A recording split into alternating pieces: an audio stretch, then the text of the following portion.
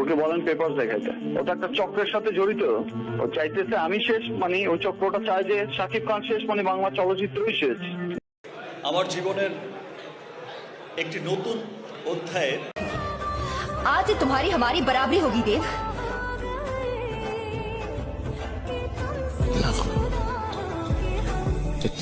হঠাৎ আবার কি ঘটলো ঢালিউড পাড়ায়? টাকা থামতেছে, কত টাকা পেয়ে এমন করতেছে, খালি কি করতে বলেন? এত বছর পর কেন এসে করতেছে? আমার কাছ থেকেও টাকা খাইছে কয়েকদিন আগে 12 লাখ টাকা। আর হোয়ার ইজ স্টুপিড। হঠাৎ অপু বিশ্বাসের উপর ক্ষিপ্ত হলো সাকিব খান। রহস্য জানালে অবশ্যই চমকে যাবেন আপনারাও। আরশাদ আদনান বলেছেন এবছরই বিয়ে করছেন শাকিব খান।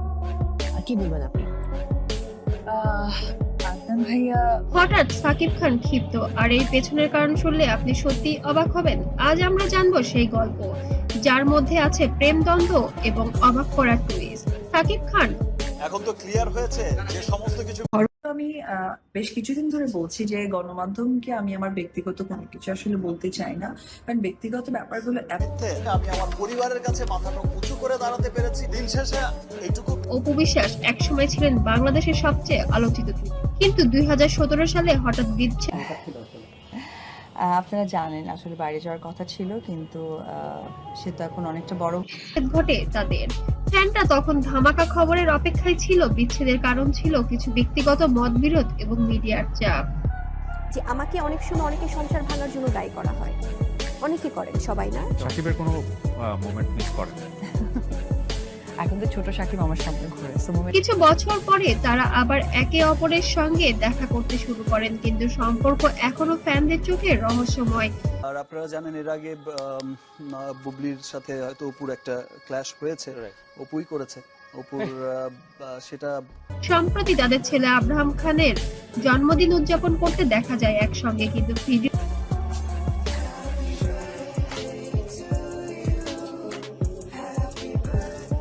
সাকিব খান কিছুটা খিটখিটে আচরণ করছেন।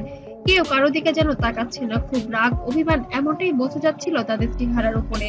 ফ্যানরা তখন সোশ্যাল মিডিয়ায় প্রশ্ন তুলছে কেন হঠাৎ সাকিব ক্ষিপ্ত। কেউ বলেছেন এটা শুধু মজার মুহূর্ত। যারা কিনা হিজাব পড়ছে, I am sorry to say, but এই ধরনের গুজব। আবার কেউ বলেছেন তাদের মধ্যে ব্যক্তিগত মতবিরোধ রয়েছে। আমি তোমার সংসার করব না, আমি চলে গেলাম, আমি এই সংসারে আসবই না, তুমি আমার যোগ্যই না। এখানে আসল রহস্য হলো ভিডিওতে দেখা যায় অপু কিছু এমন মুহূর্ত উপস্থিত ছিলেন যা সাকিবের মনোভাবকে প্রভাবিত করে। নিয়ে মিথ্যা কথা বলে ভিডিও বানাচ্ছে। আমার মনে হয় এটা আমাদের ইসলামকে অবমাননা করা। নেটিজেন বলছেন সত্যি কি? এখন আসি বড় টুইস্টে। মিডিয়ায় রিপোর্ট করেছে সাকিব খান অপু বিশ্বাসের সঙ্গে রেগে গেছেন, কিন্তু প্রকৃত ঘটনা হলো ভিডিওতে সাকিব শুধু একটি ছোট বাচ্চার ভুলে একটু খিটখিটে ছিলেন। মিডিয়া এবং সোশ্যাল মিডিয়ার ভুল ব্যাখ্যা এই গল্পকে বড় করে তুলেছে। সাকিব ও অপুর বিশ্বাসের সম্পর্ক সবসময় জটিল। তারা একে অপরকে ভালোবাসেন, কিন্তু ব্যক্তিগত মতবিরোধের মাঝে মাঝে সমস্যার সৃষ্টি করে। তবে আমি বলেছি না আমার লোক বলেছে, তো এটা কে বলেছে ভাই? আমরা তো অধৈর্য অতিষ্ঠ হয়ে গেছে। ফ্যানরা খেয়াল করুন, ছোট ছোট দ্বন্দ্বের মধ্যেও তারা সবসময় একে অপরকে সমর্থন করেন।